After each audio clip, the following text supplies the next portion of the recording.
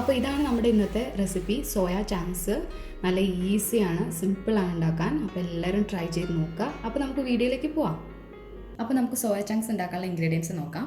ഇത് ഞാനൊരു 2 cup soya വെള്ളത്തിലിട്ട് ഉപ്പും മഞ്ഞൾപ്പൊടിയും ചേർത്ത് നല്ലോണം തിളപ്പിച്ചതിന് ശേഷം പച്ചവെള്ളത്തിൽ കഴുകി പിഴിഞ്ഞെടുത്ത് വെച്ചിരിക്കുന്നതാണ്.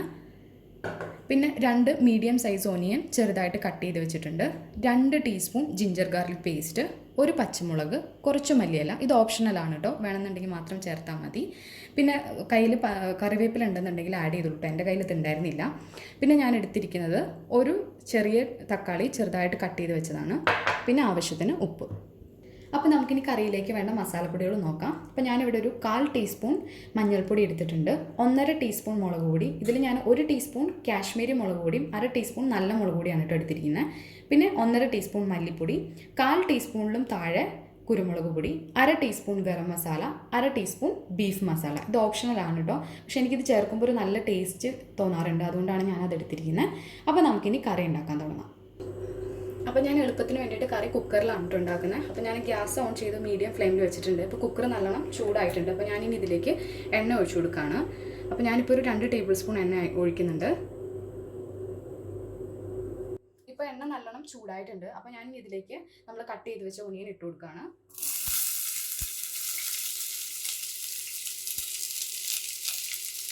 അതിന് ശേഷം നമുക്ക് ഒന്ന് ജസ്റ്റ് മിക്സ് ചെയ്ത് കൊടുക്കാം.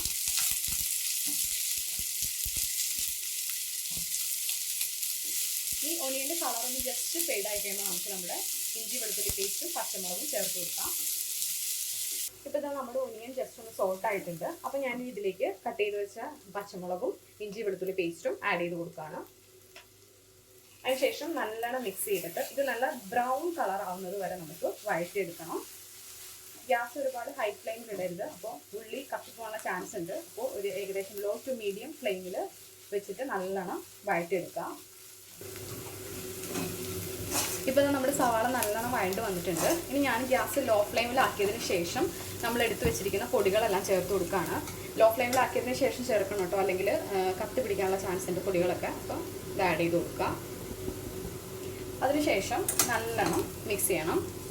ഞാൻ മിക്സ് ചെയ്യുമ്പോൾ ഒരു ലേശം വെള്ളം ഒഴിച്ചു കൊടുക്കുന്നുണ്ട് കേട്ടോ. അതിൽ കുക്കറിലായതുകൊണ്ട് അടിയിൽ പിടിക്കാതിരിക്കാൻ വേണ്ടിയിട്ടാണ്. കുറച്ച് വെള്ളം കൂടി ഒഴിച്ചു കൊടുത്തതിന് ശേഷം നല്ലോണം മിക്സ് ചെയ്തെടുക്കുക. ഇനി ഇതിൻ്റെ പച്ചമണം മാറുന്നത് വരെ നല്ലോണം വഴറ്റിയെടുക്കണം. ഇപ്പോൾ ഇതിൻ്റെ പച്ചമണമൊക്കെ നല്ലോണം മാറിയിട്ടുണ്ട്. അപ്പോൾ ഞാൻ ഇതിലേക്ക് നമ്മുടെ തക്കാളി ആഡ് ചെയ്ത് കൊടുക്കുകയാണ്. അതിനുശേഷം നല്ലോണം മിക്സ് ചെയ്യുക. എന്നിട്ട് നമുക്കിനി ആവശ്യത്തിന് ഉപ്പ് ചേർത്ത് കൊടുക്കാം. ഉപ്പ് എല്ലാവരുടെയും ടേസ്റ്റിനനുസരിച്ച് ചേർക്കുക കേട്ടോ.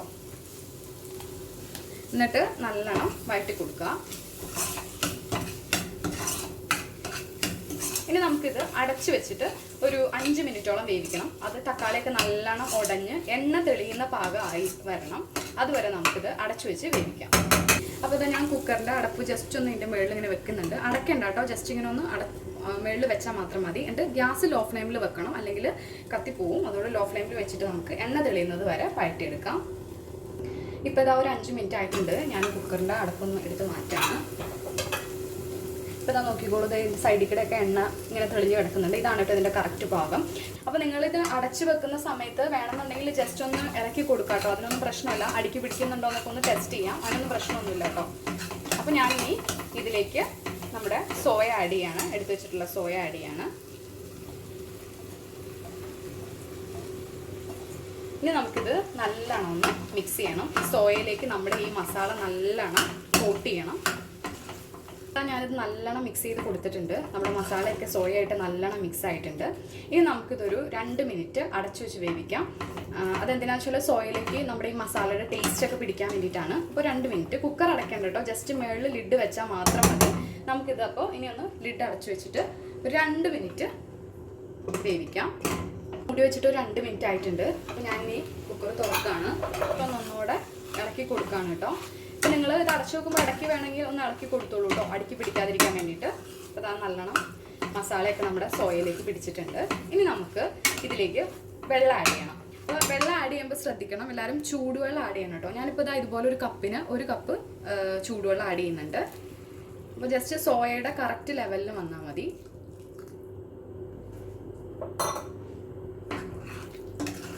ഇപ്പോൾ ഞാൻ വെള്ളം ആഡ് ചെയ്തിട്ട് നല്ലോണം മിക്സ് ചെയ്തിട്ടുണ്ട്. അപ്പോൾ നിങ്ങൾക്ക് വേണമെന്നുണ്ടെങ്കിൽ ഈ ടൈമിൽ ഉപ്പ് ടേസ്റ്റ് ചെയ്യാം, അതുപോലെ തന്നെ മസാലപ്പൊടിയൊക്കെ കറക്റ്റ് ആണോ എന്നുള്ളത് ടേസ്റ്റ് ചെയ്ത് നോക്കാം. അപ്പോൾ കുറവുണ്ടെന്നുണ്ടെങ്കിൽ ആഡ് ചെയ്ത് കൊടുക്കാം നിങ്ങൾക്ക് ഈ ടൈമിൽ. അപ്പോൾ ഞാനിപ്പോൾ എല്ലാം ടെസ്റ്റ് ചെയ്ത് നോക്കി, എനിക്കെല്ലാം കറക്റ്റാണ്. ഇനി നമുക്ക് എടുത്തു വെച്ചിരിക്കുന്ന മല്ലിയില കൂടി ഇതിലേക്ക് ഇട്ട് കൊടുക്കാം. അപ്പോൾ ഞാനിങ്ങനെ ജസ്റ്റ് കൈ കൊണ്ട് ഇങ്ങനെ ഇട്ട് കൊടുക്കുകയാണ് കേട്ടോ. അപ്പോൾ ഞാൻ മല്ലിയില ഇട്ടിട്ടുണ്ട്. ഇനി ജസ്റ്റ് ഇതൊന്ന് മിക്സ് ചെയ്തതിന് ശേഷം നമുക്ക് കുക്കർ അടച്ച് ഒരു 2 വിസിൽ വരുന്നത് വരെ, മീഡിയം ഫ്ലെയിമിൽ 2 വിസിൽ വരുന്നത് വരെ നമുക്ക് വേവിച്ചെടുക്കാം. ഇപ്പോൾ ഇതാ കുക്കറിൽ നിന്ന് 2 വിസിൽ പോയിട്ടുണ്ട്. ഞാൻ ഗ്യാസ് ഓഫ് ചെയ്തു. ഇനി നമുക്കിത് റെസ്റ്റ് ചെയ്യാൻ വെക്കാം. കുക്കറിൽ നിന്ന് തന്നെ എയർ പോയതിന് ശേഷം ഞാനിതൊരു സെർവിങ് ബോളിലേക്ക് മാറ്റി കാണിക്കാം കേട്ടോ. അപ്പോൾ ഇതാ നമ്മുടെ സോയ ചങ്ക്സ് കറി റെഡി ആയിട്ടുണ്ട്. ഞാൻ കുക്കറിൻ്റെ എയറൊക്കെ പോയി കഴിഞ്ഞപ്പോൾ ഒരു സെർവിങ് ബോളിലേക്ക് മാറ്റിയിട്ടുണ്ട്. അപ്പോൾ നിങ്ങളെല്ലാവരും ട്രൈ ചെയ്ത് നോക്കുക. നല്ല സിമ്പിൾ റെസിപ്പിയാണ്. അപ്പോൾ ഇഷ്ടമായെങ്കിൽ ലൈക്ക് ചെയ്യുക, ഷെയർ ചെയ്യുക, സബ്സ്ക്രൈബ് ചെയ്യുക. താങ്ക്